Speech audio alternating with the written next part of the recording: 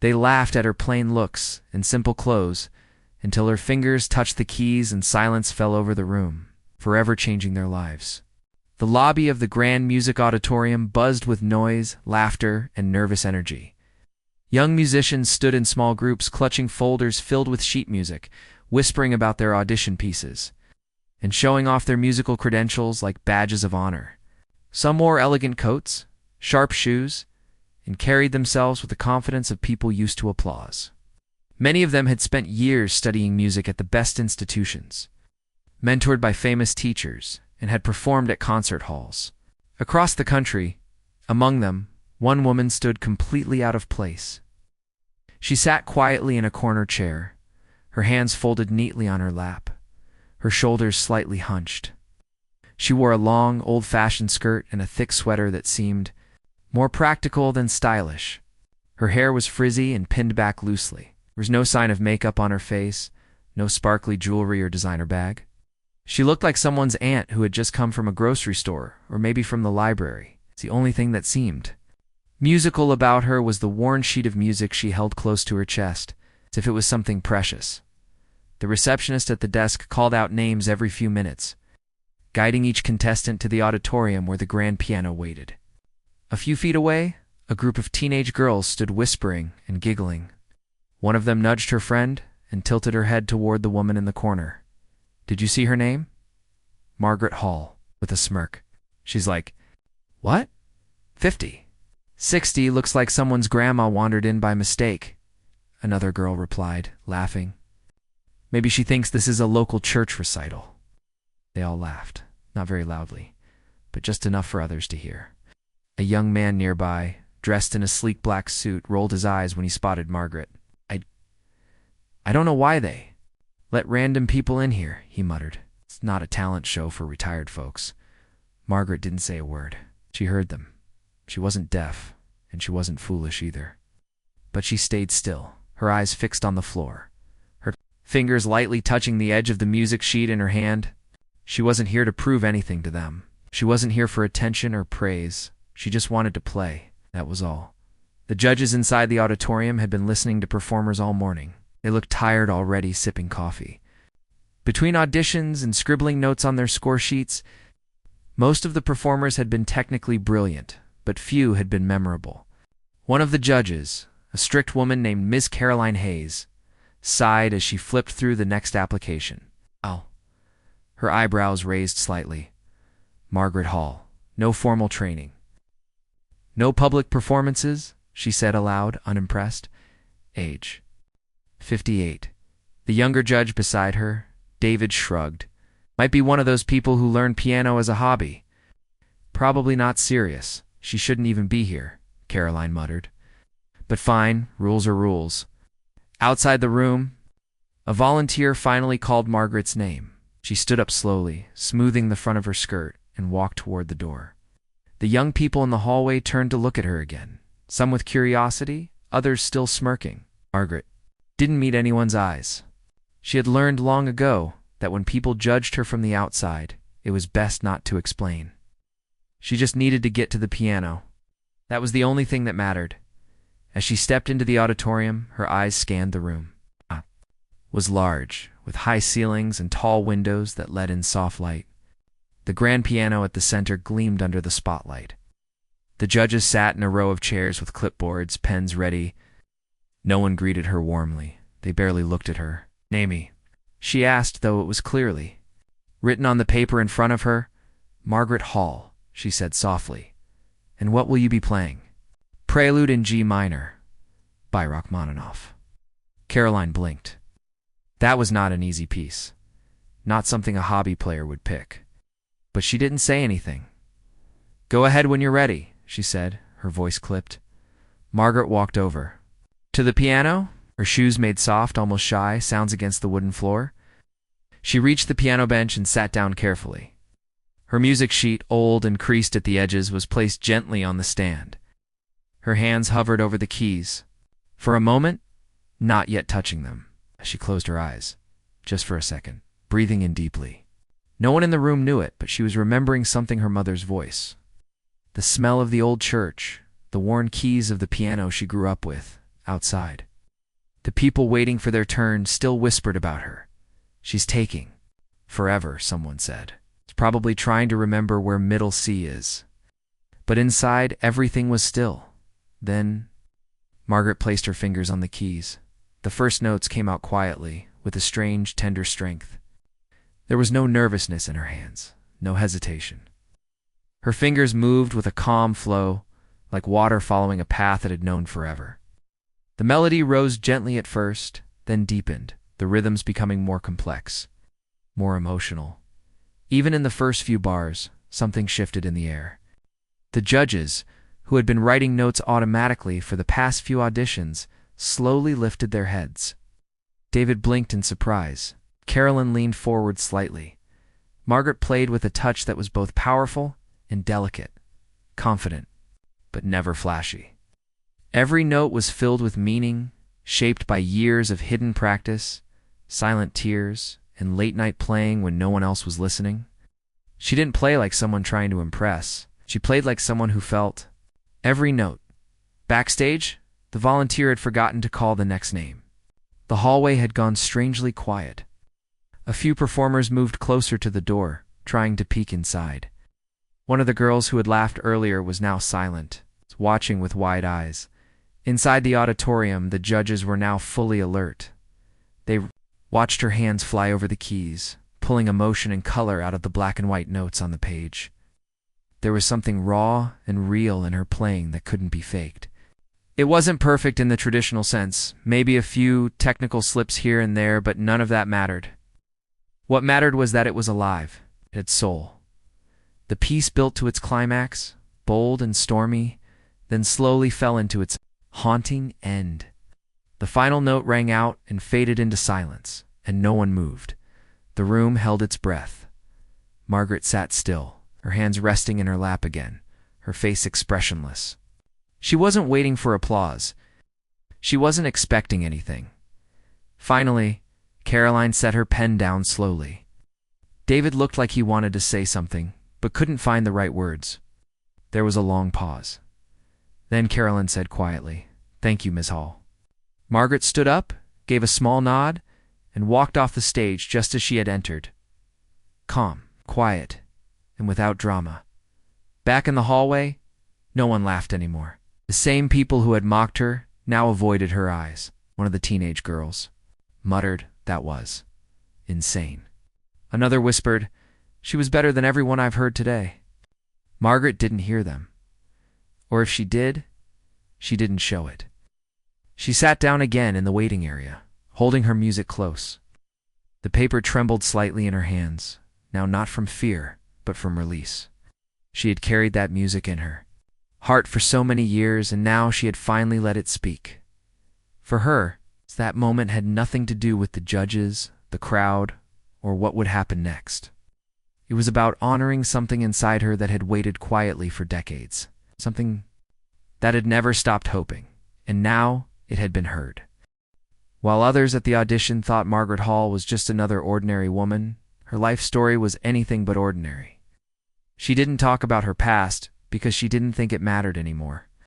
But the truth was, that quiet, plain woman sitting at the edge of the room had lived a life filled with sacrifice, struggle, and silent dreams. Margaret was born in a small, dusty town in rural Kentucky. Her family didn't have much money, but they had music. Her mother, Edith Hall, was the pianist at their tiny church. She wasn't famous, but to the people in their community, she was a treasure. Every Sunday, people would arrive early just to listen to Edith play hymns that brought comfort to their hearts. Margaret was just 5 years old when she first watched her mother at the piano. She would sit near her feet, completely still, her eyes wide with wonder. The way her mother's fingers danced across the keys felt like magic. That was the moment music planted itself deep inside Margaret's soul. They didn't have a real piano at home, only a half-working upright someone had donated to the church years before Margaret was born. The keys were chipped and yellowed. The wood was scratched, and one of the pedals didn't work at all, but it didn't matter. To Margaret, that old piano was a treasure chest. Every day after school, while other kids ran outside to play, She would rush to the church and wait patiently until her mother finished her work. Then she would sit at the piano and practice. Margaret couldn't read music in the beginning. Mother would play simple melodies, and Margaret would listen closely, her little hands trying to copy the notes. It didn't take long for her to learn full pieces just by hearing them. By the age of 10, she could play many hymns and classical pieces by ear, adding her own style and feeling to each one. Her mother noticed how naturally the music came to her and would often smile, saying, "You have music in your blood, baby." As she grew older, Margaret's love for the piano only deepened. She would stay at the church long after everyone had gone, playing late into the evening with only the sound of crickets outside to keep her company. She dreamed of one day performing in big halls with beautiful grand pianos under golden lights. But she never said these dreams out loud. Her family was poor. Her father believed music was a nice hobby but not a future. When she turned 16, Margaret was offered a scholarship by a local teacher who had heard her play at a small-town event. He told her she had talent that needed to be shaped, and he would teach her for free if she could find a way to travel to the next town. Margaret was overjoyed. For weeks she woke up early, helped her mother with chores, went to school, and then walked miles to take lessons. The teacher, Mr. Rayburn, was tough but kind. He introduced her to classical composers, helped her understand theory, and pushed her to polish her technique. He often said, "You could go far, Margaret, if only you had the chance." But fate. He had different plans. At 17, just a few months before high school graduation, Margaret's father fell seriously ill. Her mother needed help taking care of him, and Margaret's music lessons had to stop. Soon after, her father passed away, and Margaret had to take on more responsibilities at home. She started working at the local diner and helped raise her younger siblings. The dream of music school began to fade into the background like a song slowly slipping away. Then, at 19, she met Robert. He was a kind young man with soft eyes and a gentle voice. He worked as a mechanic and always treated Margaret with quiet respect. They married a year later, and not long after, Margaret became a mother. Life became a whirlwind of bottles, laundry, work, and worry. There was no time for piano anymore, except for the rare moments when the kids were asleep and the house was quiet. On those nights, she would sit at the small keyboard Robert had bought for her secondhand and let her fingers remember what they had once known. Years passed. Margaret raised 3 children and cared for Robert through sickness and hardship. There were nights when she lay awake, listening to the soft hum of the fridge and wondering what her life might have been if things had gone differently. But she never allowed herself to feel bitter. She had chosen this life, and she had no regrets. Her family came first. Her dreams would have to wait. When her youngest child left for college, Margaret suddenly found herself surrounded by silence. The house that had once been filled with laughter and chaos was now quiet. Robert had grown weaker over the years, and soon Margaret became his full-time caregiver. For 6 more years, she poured all her energy into caring for the man she loved, never complaining, never asking for more, and then he was gone too. The house was truly silent now. No voices. No footsteps. Just the ticking of the clock and the gentle wind brushing against the window. Margaret found herself alone at 57, surrounded by memories and unfinished dreams. One rainy afternoon, she opened the closet and found the old music sheets her mother had once used. They were yellow and fragile, but the notes were still readable. Something inside her stirred. She placed the sheets on her dusty keyboard and began to play. Her fingers were slow at first, unsure. But then, as if remembering an old friend, they began to move with more confidence. The music came. Back not just the notes, but the feeling, the passion, the soul. She began practicing every day. Morning, noon, and night. Sometimes she forgot to eat. Sometimes she cried while playing, letting the years of sacrifice and longing pour out through her hands. Her neighbors began to notice the sound of music coming from her home. One woman said it was the most beautiful thing she'd ever heard. One day, while reading the newspaper, Margaret saw a small ad about a piano audition in New York. It was open to all ages, no degree required. She stared at the page for a long time. Part of her laughed. She hadn't played in public in decades. She had no fancy clothes, no connections, no professional resume. What chance did she have? But another part of her whispered, "This is your moment." She cut out the ad and taped it to her mirror.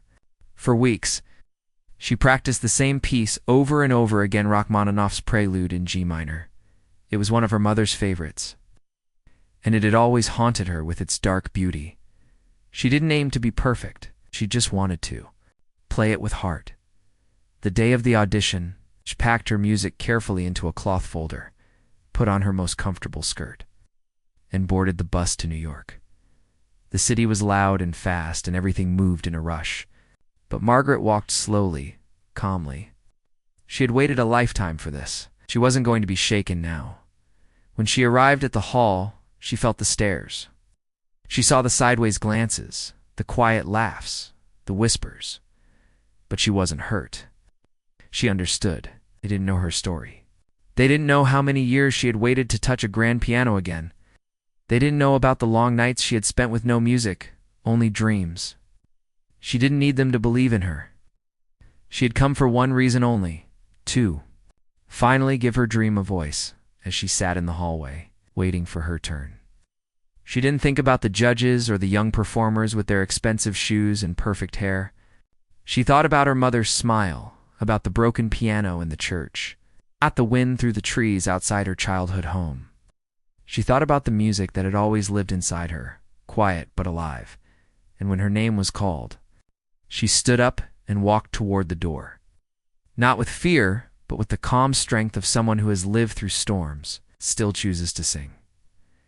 She didn't know what would happen inside that room, but she knew with all her heart that she was ready, because after all the years of silence, pain, and waiting, it was finally her turn to be heard. The air in the audition room was still humming with the memory of Margaret's performance. After she left the stage, there was a long pause among the judges. No one reached for their pens right away. No one said anything for a few seconds. It was as if her music had left behind a quiet spell. Carolyn, who had been one of the most serious and strict judges all day, tapped her fingers slowly on the table, looking at the closed door through which Margaret had exited. Her brows were slightly furrowed, not with anger or confusion, but with something that almost looked like awe. David, the younger judge beside her, finally broke the silence. Where did she come from? Caroline glanced at the paper in front. Of her, no formal training. Started playing at church. Self-taught. And she's 58. She shook her head lightly. This doesn't make sense. But it does, David replied, still sounding amazed. You don't get that? Kind of feeling from someone who just practices. That kind of playing comes from living. From carrying music through pain. The third judge, Mr. Blackwell, quiet older man who rarely spoke unless he had something meaningful to say, looked down at his notes and then back up at his fellow judges. I've listened to hundreds of pianists this year, he said. A few made me feel something. She did. While the judges continued their silent conversation, outside in the hallway, things had changed completely. When Margaret had entered the building earlier that morning, people barely noticed her. Some had even laughed behind her back. But now they whispered for different reasons. That was something else, said the girl with the long blonde hair, the one who had giggled the loudest earlier. Her voice no longer carried sarcasm. Did you see her fingers? They weren't even that fast, but the way she played gave me chills, another boy added. I felt like she was telling a story, not just playing notes. Even the receptionist, who had been busily checking forms and giving out audition numbers all day, looked toward the closed audition room door with a thoughtful expression. She didn't just play the piano, she said quietly to no one in particular. She spoke through it. Margaret, sitting once again in her quiet spot in the waiting area, kept her eyes on her music sheet. Her hands rested calmly on her lap, but her heart was beating a little faster than before. She hadn't expected this reaction, not from the judges, not from the people outside. She didn't know whether she had passed or failed, and honestly, she didn't care. What mattered most to her was that she had finally played. finally shared her soul as the day continued and more contestants were called in for their turns. The feeling that Margaret had created didn't fade. Every pianist who walked in after her seemed to feel the weight of what had happened. Some tried harder than before, wanting to impress. Others looked nervous, almost scared, as if they knew they couldn't match the emotion she had left behind. Meanwhile, behind the scenes, the judges had begun discussing finalists. They usually waited until all performances were done, but today was different. They had seen something rare, something worth protecting. Caroline sat up straighter and said, "She's not the best technically, but she has something the others don't. Depth." Agreed. David nodded. She played with life experience. That's something no school can teach. Mr. Blackwell looked at the list. Let's put her in the finalists. We'd be fools not to.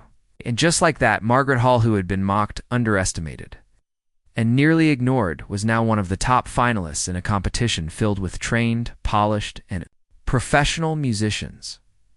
When the announcement came later that day, many were shocked.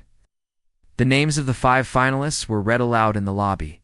People clapped politely as the first 4 names were announced. Young, well-known names, all from prestigious music schools. Then came the 5th, Margaret Hall. There was a strange moment of silence. Everyone turned to look at the woman. Sitting quietly in the corner, Margaret didn't move at first. She thought maybe she had heard it wrong. But when the receptionist nodded toward her and said, "That's you," she stood slowly, clutching her music sheet. Some clapped. Others stared in disbelief. "She made it," someone whispered. "How, she must have done something right," another replied. "I mean, you felt it too, didn't you?" Margaret walked toward the stage area for the finalist briefing. Her steps were steady, but inside her chest her heart was a wild drum. She couldn't believe it. After all these years, after all those lost opportunities and broken dreams, here she was standing among the top 5. The other finalists looked at her with mixed expressions. One smiled politely. Another avoided her gaze. The tall boy with glasses looked unsure whether to shake her hand or just nod. Ah! Margaret didn't mind. She was used to being out of place. Act! But she wasn't here to fit in. She was here to play. The final round would happen in 2 days. Each finalist would perform one piece of their choice in front of a larger audience, including music professionals, press, and several famous musicians. The winner would receive a cash prize, an invitation to perform in Europe, and a recording opportunity. Margaret went home that night feeling something she hadn't felt in decades. Possibility. She sat by her keyboard until dawn, gently pressing the keys, thinking about what piece she would choose. The Rachmaninoff had already spoken for her once. Now, she needed something new, something even more personal. She remembered a melody she had written long ago, in her early 20s, when her first child was born. It had never been finished, never played for anyone else. It had lived in her notebook and in her memory like a sleeping bird. That night, she brought it back to life. She shaped it with emotion, with simplicity, and with honesty. When she returned for the final performance, the mood was very different. The hall was full. People were dressed in suits and dresses. Journalists held cameras. A buzz of excitement ran through the crowd. Everyone wanted to know who the mystery woman was, the one who had stolen hearts without saying a word. Backstage, Margaret waited calmly. The young performers paced nervously, practicing finger movements, whispering last-minute reminders. But Margaret just closed her eyes and listened to the silence inside her. That silence had once scared her. Now it was her strength. When it was her turn, the host announced her name, and a gentle round of applause welcomed her onto the stage. She walked toward the grand piano, this time with no fear, only peace. The lights above her were warm. The audience was silent. She sat down, adjusted the bench, and placed the new sheet of music, her own piece, on the stand. Then she took a breath, and she began to play. The melody was soft and simple at first, like a lullaby. It told the story of a young girl sitting under an old church piano watching her mother's hands. It spoke of lost dreams, of nights filled with quiet tears, of waiting for something that never came. But then the music rose. It became stronger. It told of sacrifice, of family, of deep love. It sang about hope that never fully died, about a light that stayed hidden but never went out. The hall was silent. People leaned forward in their seats. Some closed their eyes. Others felt tears welling up without knowing why. There were no flashy tricks in her playing, no show-off moments, just truth.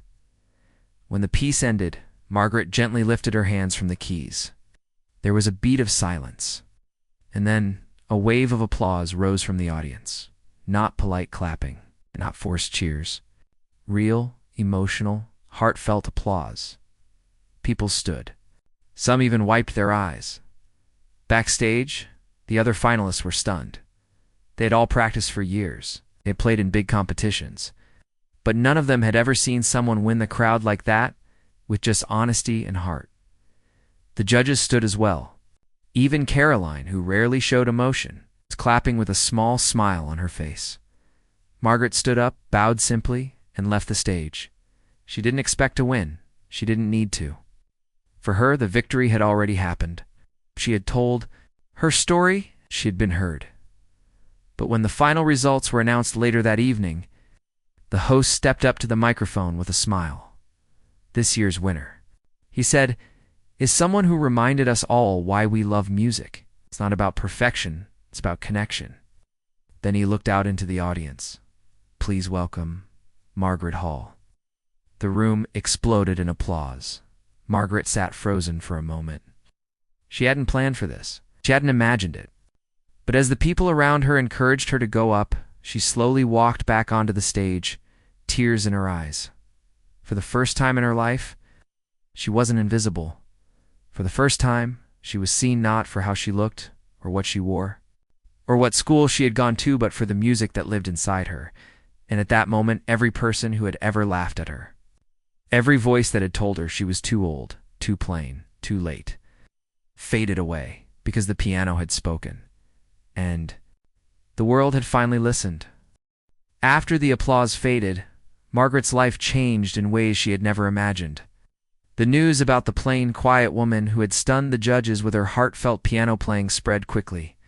Reporters wanted to interview her music lovers, wanted to hear more, and even people who had doubted her before started to see her differently. But Margaret stayed humble and calm, as always. The first days after the competition were a whirlwind. Margaret's phone kept ringing with calls from radio stations and newspapers. She had never had so much attention before. It felt strange and wonderful at the same time. Wow. She wasn't used to being the center of attention. Most of her life she had been invisible to the world outside her small home and the quiet church. In Kentucky, she was being invited to talk shows and music programs. Some people even asked her to play at concerts. Margaret accepted some of the invitations but refused others. She wanted to share her music, yes, but she didn't want to lose herself in the spotlight. She remembered her mother's gentle words, "Play with your heart, not for fame." So she focused on the music first. Soon, a well-known music producer called her and offered to record an album. At first, Margaret felt nervous. She wasn't a professional artist. She hadn't been trained in fancy schools or dressed in glamorous clothes. But the producer told her he wanted to capture the pure, honest music she made, the music that came from a lifetime of feeling, hope, and pain. Recording the album was a new experience. Margaret traveled to a big city studio, something she had only seen on television before. The bright lights and cameras made her nervous at first. But as soon as she sat at the piano, all the worries melted away. She played as she always did, with soul, with passion. And with the quiet strength of a woman who had lived through so much, the album became an instant success. Critics praised it for its honesty and emotion. People said it reminded them of the simple beauty of music, that sometimes the most powerful things are the quietest. Margaret's story inspired many. She was no longer just a plain woman from a small town. She was a symbol of hope, proof that dreams never die if you keep believing. As the album sold thousands of copies, Margaret began to travel more. She performed at concerts in different cities and even had the chance to play in beautiful theaters she had only dreamed about. The grand pianos she touched were nothing like the old, worn-out church piano from her childhood. They gleamed under the stage lights, their sounds rich and deep. Everywhere she went, Margaret shared more than just music. She told her story, the story of a girl who grew up without money or fame, who lost chances but never gave up, who put family first but kept her dreams alive in her heart. Audiences listened carefully. Many were moved to tears. Some told her afterward that she had changed how they thought about life and music. At home, her children were proud of her. They had always known she was special, but now the whole world knew it too. Her eldest daughter helped her manage schedules and interviews, making sure Margaret didn't get overwhelmed. Her sons often accompanied her on trips and helped set up concerts. Family was still the most important thing to Margaret, and she made sure her new life didn't take that away. Despite the busy schedule, Margaret stayed connected to the simple things. She still practiced daily, sitting quietly by the piano in her modest apartment. Sometimes she played late at night, thinking about her mother's smile and the old church where it all began. She never forgot her roots. During one of her tours, Margaret visited a school for underprivileged children. They had little money, but big dreams, just like she once did. When she played for them, their faces lit up with wonder. Afterward, she spoke softly to the children, telling them that no matter where they came from, their dreams were important. That moment was one of the most meaningful of her life. One day, Margaret was invited to give a special concert in Europe. The invitation came from a famous music festival that usually featured only the world's best and most famous pianists. Margaret felt nervous but excited. This was her chance to show the world what she could do on a grand stage. When she arrived in the beautiful city where the festival was held, she was amazed by the history and grandeur of the place. The theater where she would perform had hosted legendary musicians for centuries. Walking on its stage was humbling. Margaret remembered the long journey that had brought her here. From the small church piano to this majestic hall, her performance was magical. The audience was silent, hanging on every note. Margaret's fingers told stories of love, loss, hope, and resilience. People said they had never heard anything so real and touching. After the concert, the crowd stood and applauded for minutes. That night, Margaret felt a deep sense of peace. She realized she had fulfilled the dreams she had held quietly inside for so many years. But more importantly, she had found her true voice, not just as a pianist, but as a woman who believed in the power of perseverance. Back home, Margaret continued to live simply. She didn't seek fame or fortune. She knew those things were fleeting. What mattered most was the music and the connection it created between people. She received letters and messages from strangers who said her story gave them courage to chase their own dreams. That made her heart full. Margaret also became involved in charity work.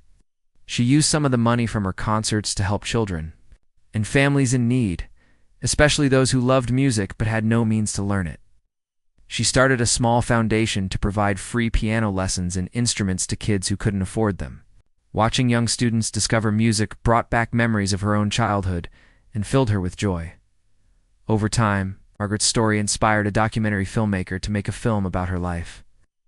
The film showed her journey from the dusty church piano to the grand stages of the world. It told about her sacrifices, her quiet strength, and her unwavering love for music. The documentary won awards and was shown in festivals worldwide. Through it all, Margaret remained humble. She often said, "I'm just a woman who loves to play the piano." But those who knew her understood she was much more. She was a symbol of hope for anyone who had ever felt forgotten or told they weren't good enough. In quiet moments, Margaret thought about the people who had once mocked her at that audition, the young performers who had laughed because she didn't look the part. She didn't feel anger or bitterness. Instead, she felt gratitude, because their doubt had pushed her to prove something not just to them, but to herself, that true talent and passion can't be judged by looks or age. Margaret's music continued to touch hearts for many years. She recorded more albums, gave master classes, and encouraged countless others to believe in their own gifts. Her journey reminded the world that the path to success is not always straight or easy. Sometimes it is slow and winding, filled with struggle and waiting. But if you keep your heart open, your dreams alive, and your hands on the keys, the music will come. And for Margaret Hall, that music was a gift not only to herself, but to everyone who heard it. After Margaret's stunning victory in the competition, life settled into a new rhythm for her, but it wasn't always easy. The world had finally recognized her talent, but the journey was far from over. Success brought new challenges as well, as deeper understanding of what it really meant to follow her passion at first. The praise felt like a warm light surrounding her. Invitations came in from concert halls, music festivals, and TV shows. People wanted to hear the woman who had amazed everyone with her honest, soulful playing. Margaret knew that this was a gift, but she also knew she had to be careful. Fame can change a person if they aren't strong enough to handle it. She remembered the years of quiet practice, the nights spent playing the old piano in the church when no one was watching. Those moments had shaped her, kept her grounded. Now, as she traveled from city to city, performing for thousands, she carried that memory with her like a secret treasure. Though she loved performing, Margaret felt something important was missing. She wanted to give back, to help others who were like her, once people with dreams but no resources, people who felt invisible and unheard. So she started a small music school in her hometown, a place where children and adults could come to learn piano and find hope through music.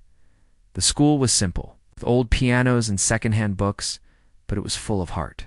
Margaret taught the students herself, sharing not just the notes and rhythms, but the story behind the music, the emotions, the history, the courage to keep going even when things seemed impossible. Her students loved her gentle way and her belief that music could heal. One day a young girl named Lily came to the school. She was shy and small, with tired eyes and a quiet voice. Lily's family was poor, and she had never touched a piano before, but something in her face told Margaret that she had a spark inside, a love for music waiting to grow. Margaret gave Lily an old piano book and showed her the first notes. At first, Lily's fingers stumbled. She wanted to give up. Margaret sat beside her and said softly, "Music is not about being perfect. It's about feeling. Play with your heart." Over the next months, Lily practiced every day. Margaret watched as the girl's confidence grew, her fingers dancing more sure and free over the keys.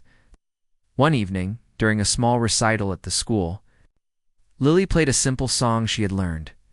The room was quiet, filled with family and friends. When Lily finished, everyone applauded, some with tears in their eyes. Margaret smiled, knowing this was why she had started the school. Helping someone find their voice was the greatest reward. At the same time, Margaret's own music career continued to flourish. She recorded more albums, each one telling a new story of life's joys and sorrows. Critics praised her for bringing soul and honesty to classical music, a genre often seen as stiff or distant. Margaret's music reminded people that it was alive, breathing, and full of emotion. But behind the scenes, Margaret faced her own struggles. Touring was tiring and sometimes lonely. She missed her family when she was away. Old worries sometimes returned. Would she ever be truly accepted in the music world? Did she belong among the great pianists? In those quiet moments, Margaret would return to the piano in her apartment and play the melodies that had always comforted her.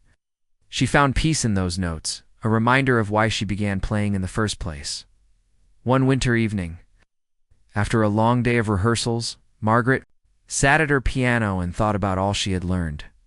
She remembered the faces of her students, the people who had believed in her when others had not, and the power of music to change lives. She knew that success was not just about awards or fame.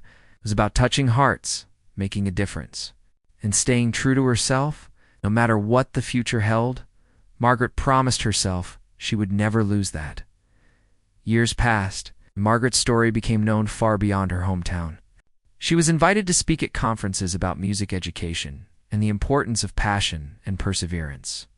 Her message inspired many young artists who felt discouraged. One day, a famous university offered Margaret an honorary degree for her contributions to music and education, she accepted it humbly, knowing that her journey was about much more than certificates or trophies. Margaret's life was proof that dreams could come true at any age, and that talent was not limited by appearance or background. She showed the world that courage and dedication could overcome the harshest judgments. Through her music and her school, Margaret touched thousands of lives. She taught that everyone had a story to tell, and that music was one of the most beautiful ways to share it. In the final years of her career, Margaret slowed down her travels and spent more time at home. She continued teaching, composing, and playing in smaller, more intimate concerts. Her playing remained as heartfelt as ever, full of the wisdom and experience she had gained. Her students often said she had a magic about her, a calm strength that made them believe in themselves. Margaret never sought to be a star. She wanted to be a light, a guide, a friend to anyone who needed encouragement, and in the end, that was her greatest gift. One afternoon, surrounded by family, friends, and students, Margaret sat at her piano in the school's main room. She played a new piece she had written, a gentle melody that told the story of her life, the struggles, the hopes, the love, and the music that had carried her through. As the last note faded, the room was silent for a moment, then filled with applause and tears. Margaret smiled quietly, feeling a deep peace. She had lived her dream and helped others live theirs. Her story remained a powerful reminder. It is never too late to follow your passion, to believe in yourself, and to create beauty in the world, even if the path is long and hard. Margaret Hall had started as a plain woman with a quiet dream. She became a symbol of hope, courage, and the true meaning of success. Through her music, she showed everyone that what really matters is the heart behind the notes, the story behind the player, and the love that makes us human, and that truth will never be forgotten.